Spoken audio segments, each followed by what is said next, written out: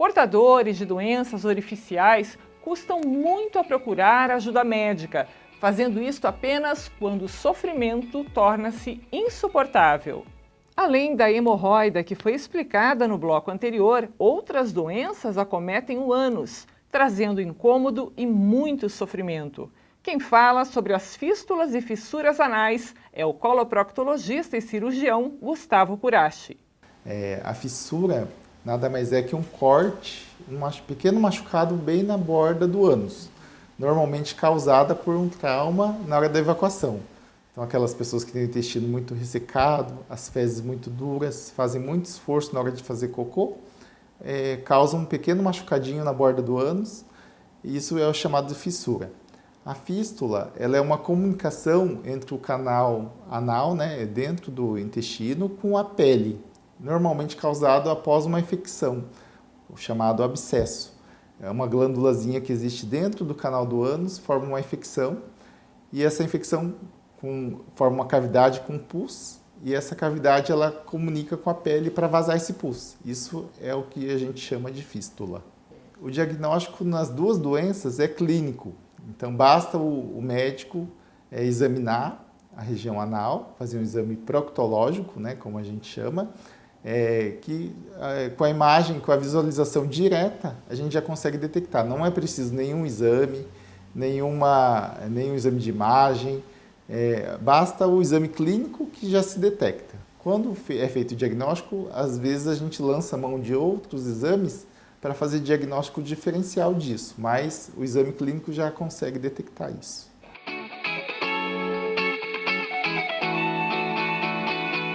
A fístula anal, que é essa comunicação, que ela normalmente está associada a uma infecção, essa sim tem que fazer um tratamento cirúrgico.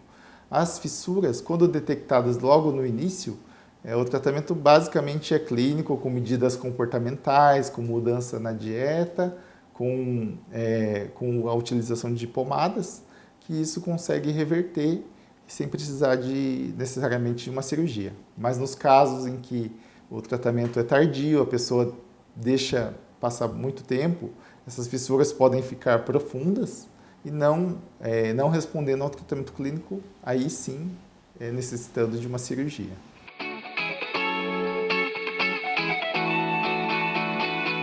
A fissura anal, como eu disse no começo, normalmente ela é associada a uma mudança do hábito intestinal, ou se o paciente tem intestino preso ou muita diarreia.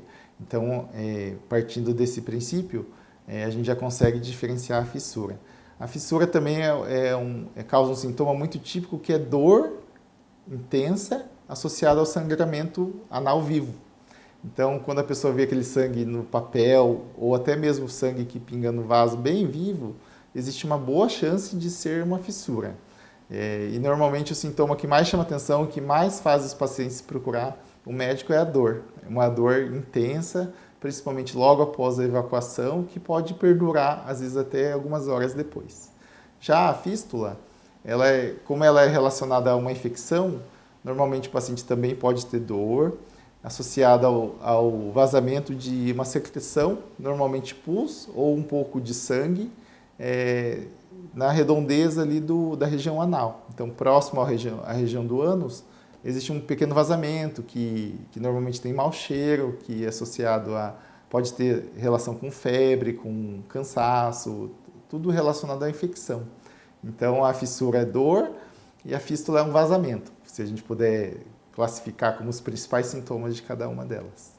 Dentre os tratamentos preventivos para as doenças orificiais, a fisioterapeuta Marciele Schuster destaca algumas técnicas em que se aprende o controle voluntário de funções fisiológicas, as quais as pessoas normalmente não têm consciência. Algumas doenças orificiais, como a fissura, por exemplo, que é o sangramento ou a dor durante a evacuação, podem ser causadas por algum desequilíbrio ou disfunção na musculatura do assoalho pélvico. Essa disfunção pode ser por conta de um anismos, que é o relaxamento ineficaz da musculatura anal durante o esforço evacuatório. Então, a fisioterapia do assoalho pélvico, ela pode contribuir tanto no tratamento dessas disfunções como na prevenção. Então, sempre que o paciente for diagnosticado com alguma alteração nessa musculatura, seja pelo anismos ou pela hipertonia, que é a dificuldade também no relaxamento, é onde o paciente se mantém com a musculatura do ânus contraída o tempo todo, ele deve ser encaminhado para um fisioterapeuta especializado para receber as orientações para que tenha esse equilíbrio muscular novamente.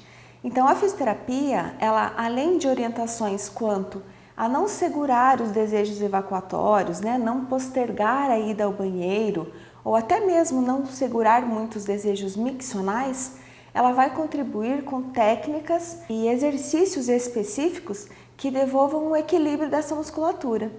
Então, pode ser através do biofeedback, da cinesioterapia, a técnica do ballonê retal, que vão mostrar para o paciente onde é esse músculo que está disfuncional. Então, através de exercícios, de situações onde o paciente vai reconhecer como se fosse a chegada das fezes, a fisioterapia com essas técnicas vai ajudar com que ele tenha um relaxamento melhor para que ele sente no vaso e consiga ter uma evacuação mais satisfatória, sem dor e sem sangramento. Então, a fisioterapia contribui em ensinar esse paciente o que é uma correta contração, mas principalmente o que é um correto relaxamento para então prevenir ou tratar essas disfunções e das doenças orificiais. E a alimentação? Como deve ser para quem sofre com doenças como hemorroida? A nutricionista Caroline Doneda lembra que a alimentação é fundamental na prevenção das doenças orificiais, argumento defendido pelos médicos. A alimentação é um dos principais fatores para se trabalhar a prevenção de doenças orificiais. A adoção de uma alimentação saudável é interessante para todos os níveis da nossa qualidade de vida, mas nesse caso em específico, nós precisamos ressaltar a importância do consumo de pelo menos 2 litros de líquido por dia e o consumo de fibras insolúveis, que são aquelas que vão facilitar o trânsito intestinal, amolecendo a consistência das fezes. Essas fibras estão presentes principalmente em algumas frutas, como o mamão, a laranja, a manga e o abacate. Os cereais também são interessantes para o auxílio da evacuação. No entanto, os cereais, se não consumidos com associação aos líquidos, acabam aumentando o volume das fezes e não amolecendo essas fezes. Então, é sempre importante lembrar que a fibra tem que estar associada com a água.